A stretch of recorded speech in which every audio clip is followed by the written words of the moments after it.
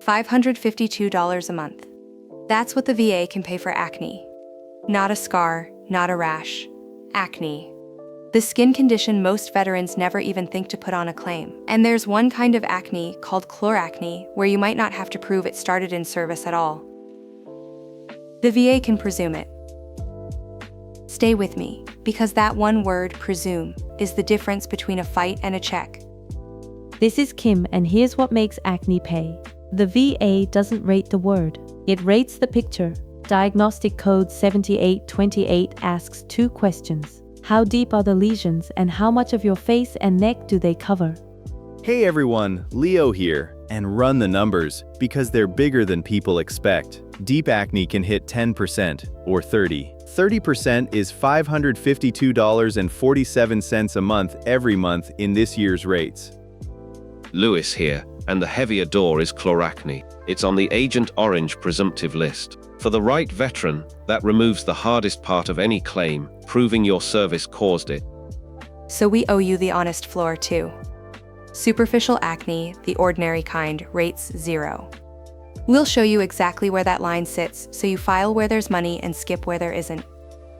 This is one family of conditions, by the way. The master list breaks it out. Acne, acne vulgaris, acneiform disease, and chloracne. Same skin, but 2 very different rating paths.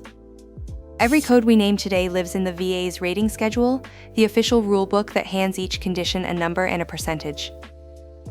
None of this is opinion. It's the schedule, and we'll cite it. Before I hand this to the panel, one question shows up under every skin video, and Kim pulled it off the comments. Kim, take it for us.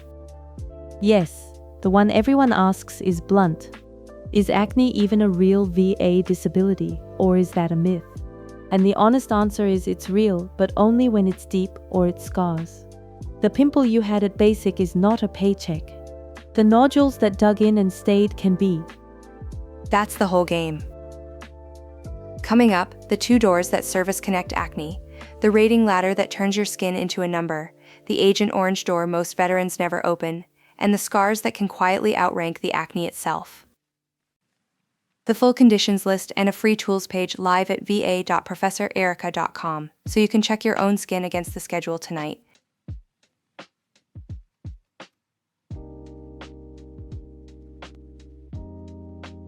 Before the dollar's the doorway. There are 2 ways acne gets service connected, and mixing them up is how a good claim gets denied. Lewis, open door 1. Door 1 is direct. You were treated for acne on active duty, and it never really left. That's the classic path, and it hangs on one thing: evidence in the record. A line in your sick call notes, a photo in your file, a diagnosis with a date. The VA rates what it can see documented, not what you remember. And that word chronic is doing real work. The handbook wants a thread, from a documented start in service to a diagnosis you can show today. A 6-week breakout at 19 that cleared and never came back is not a chronic condition. The one that dug in and stayed is. Door 2 then. Leo, this is the one people leave on the table. Take a veteran on medication for something the VA already rates, steroids for a lung condition, lithium for a mental health rating, testosterone therapy. Every one of those can trigger acne as a side effect. And when a service-connected treatment causes it, the acne rides in with it. Give us the mechanism, not the vibe. What's the actual rule? 38 CFR 3.310. A disability proximately due to a service-connected condition is itself service-connected. So the lithium is rated, the lithium caused the acne comes along for the ride. Secondary connection. Careful, proximately due to. That phrase carries a burden most veterans skip. Fair, and you're right. You still need a doctor to say the medication, at least as likely as not, caused the acne. But that standard is 50-50, not beyond doubt, lower than most people fear. So 2 doors, 1 finish line. Both end in evidence, a diagnosis you can show, and a link you can prove. Next, what all of this actually pays on the rating ladder. Real quick, because this next part matters to you. If any of this is helping, tap that like button, then hit subscribe and ring the bell so the next one finds you. Both are free and take about a second, but they tell the algorithm to show this to one more person who needs it.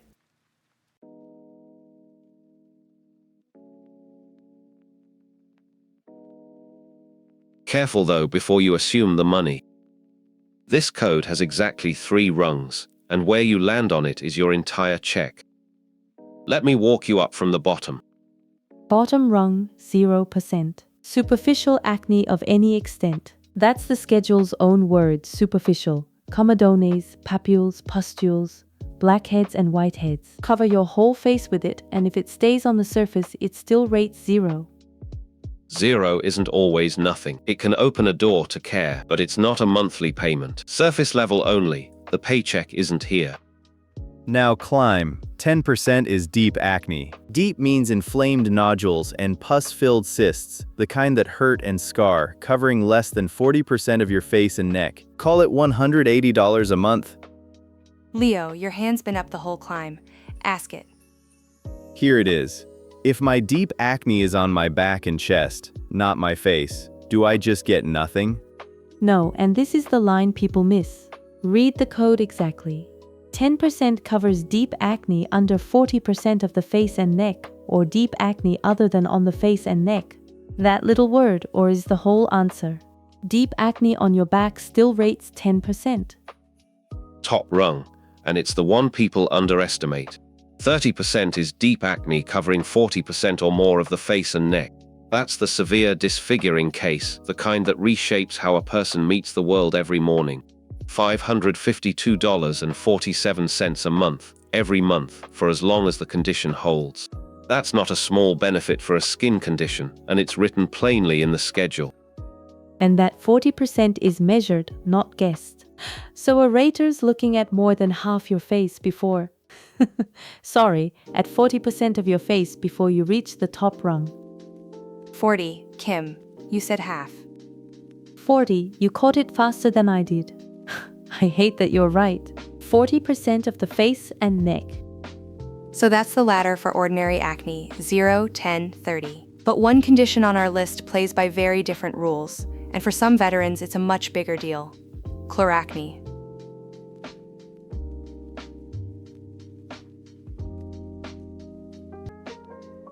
Chloracne looks like severe acne, but it comes from something specific. Exposure to certain toxic chemicals, including the dioxin in Agent Orange. And that origin changes everything about the claim. Because it's on the presumptive list. Between 1962 and 1975, millions of gallons of herbicide were sprayed over Vietnam. A veteran who served there is presumed to have been exposed. No affidavit, no reconstruction. The law assumes it. That's the whole ballgame, honestly. On a normal claim, you fight to connect your condition to your service. Chloracne on the presumptive path skips that fight. You show the diagnosis, you show the service, and the link is already written into 38 CFR 3.309. But there's a catch in the fine print, and it's a hard one. Read 3.307 exactly. Chloracne has to reach 10% disabling within 1 year of the last exposure. That's a real limit, and it stops a lot of late claims cold. So the presumptive door is powerful, but it's narrow. That 1-year window is exactly where a strong-sounding claim quietly falls apart. Let's get someone on the line who lives inside these rules. Glad to jump in, and you framed it right. The 1-year window is the trap. If your chloracne broke out within a year of leaving that exposure, the presumption is your best friend. If it showed up decades later, the presumption doesn't apply, and you're back to proving direct connection with a medical opinion. Here's what I tell people about the form. On VA Form 21-526EZ, you name the condition chloracne in the disability column, and there's a separate column that asks if it's due to an exposure. You write Agent Orange right there. That single line points the rater straight at the presumptive path. Wait, what about the guys who weren't in Vietnam? Thailand, the Korean DMZ, the folks out near the base perimeters? Good instinct. There are other recognized exposure locations and periods, and the PACT Act widens several of them. The principle holds. If your service falls in a recognized exposure category, the presumption can apply. Just check whether your dates and location are on the current list before you lean on it. And the rating tiers, are they the same as regular acne? Nearly. Chloracne, code 7829, uses the same deep versus superficial structure, with one extra rung, 20% when it hits the skin fold areas, what the schedule calls intertriginous. But honestly, the money question and the presumption question are separate. Win the presumption first. Then the tier is just measuring how bad it is. That's the piece a pamphlet never gives you. Renee, thank you for jumping on the line. Next, we put real dollars on all of it and the scars that can outrank the acne.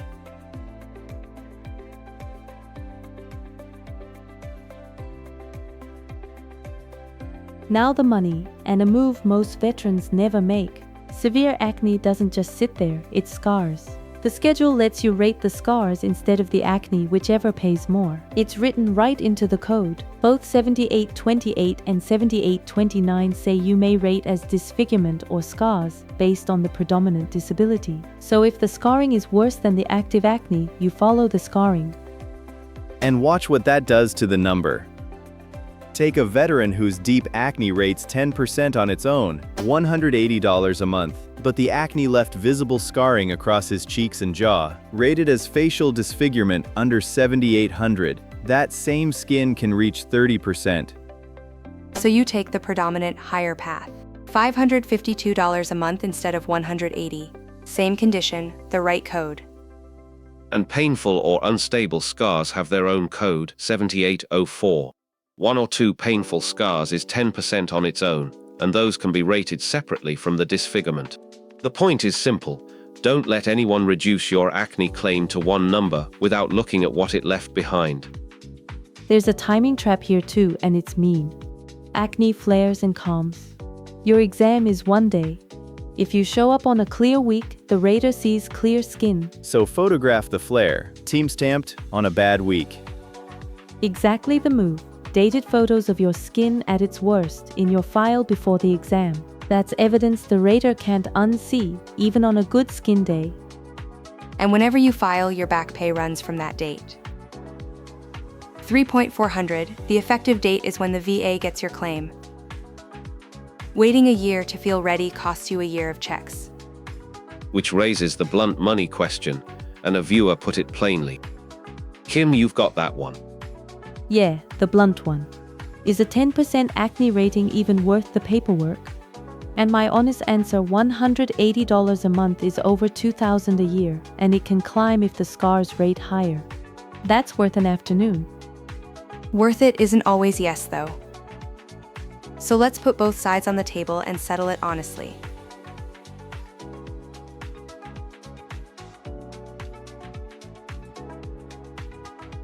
Here's the fork we owe you. Leo says a documented skin condition is always worth filing, even at the bottom rungs. Lewis says your time and your credibility are resources too, and chasing a zero can cost more than it pays. Both are on the table. Make your case. File it. If a doctor has documented deep acne or real scarring, that's 10% minimum, and it climbs when you rate the scars. $2,000 a year for evidence that already exists in your chart. Leaving that unfiled is just handing money back. Slow down. $2,000 a year, yes, if you win. But if your acne is superficial, that's a zero, and a zero on your skin claim can anchor a rater's read of everything else you file that day. Sometimes the smarter move is to skip the weak condition and protect the strong one. Lewis, put a line on it. When is acne not worth claiming? Superficial only, no scars, no deep lesions, blackheads and surface bumps. That's a zero every time, and filing it teaches the VA nothing except that you'll claim anything. Save your effort for the chloracne, or the scars, or the condition that actually rates. But how does a veteran know which one they've got before a rater looks? By reading their own records first. If a clinician already wrote nodules, cysts or scarring, you have a case. If it just says mild acne, you probably don't. The record tells you before you file. So does the effort argument change your always, Leo? It sharpens it. I was treating every acne claim the same. Where it's deep, scarred, or chloracne, always file. Where it's surface level, Lewis is right. Don't spend a credibility chip on a guaranteed zero. I'll give him that. And I'll give Leo this. Chloracne on the presumptive path, I'd file every single time, even a mild case, because the presumption is that valuable, and the window is that unforgiving. So here's where the panel lands, and the schedule backs it. File when the acne is deep, scarred, or it's chloracne with a real exposure, because that's documented money up to $552 a month and often more through the scars. When it's superficial only, let it go, that's a zero by the book. And if you were exposed, move on chloracne fast, before that 1-year window and the record work against you. That's the honest verdict, a rule you can act on tonight. Deep or scarred or chloracne, file. Superficial only, save your time. Leo, Lewis, thank you. Let's bring it home.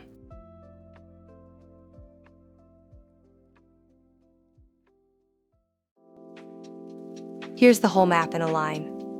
Acne is on the schedule under 78-28, rated by how deep it is and how much face it covers. 0, 10, or 30%. And chloracne is its Agent Orange twin, presumptive, if you clear the 1-year window. The piece I'd hold onto is the scars. Same skin, but rated as facial disfigurement, it can jump from 10% to 30%. Never let a claim get reduced to the acne when the scars pay more. Mine's the fine print. Chloracne has to hit 10% within 1 year of exposure. If that's you, the presumption is gold, but the clock is real. And mine's the discipline. File where it's deep, scarred, or chloracne. Let the superficial go. A claim you can prove is worth 10 you can't. So here's your move tonight. Pull your own records and hunt for 3 words, nodules, cysts, or scarring. If a clinician already wrote them, half your claim is built. Hit subscribe, because this series climbs the whole VA conditions list one benefit at a time, and a like tells the algorithm to show it to the next veteran who needs it. Next on the conditions list, we hit a skin condition that can pay even when your skin looks perfectly clear on the day of your exam. Wait until you see how that one works. And before you go, one for the comments. If your acne cleared up years ago but left scars, did the VA ever rate those scars, or did they only look at the skin on exam day? Until next time, stay curious and stay sharp. Professor Erica, signing off.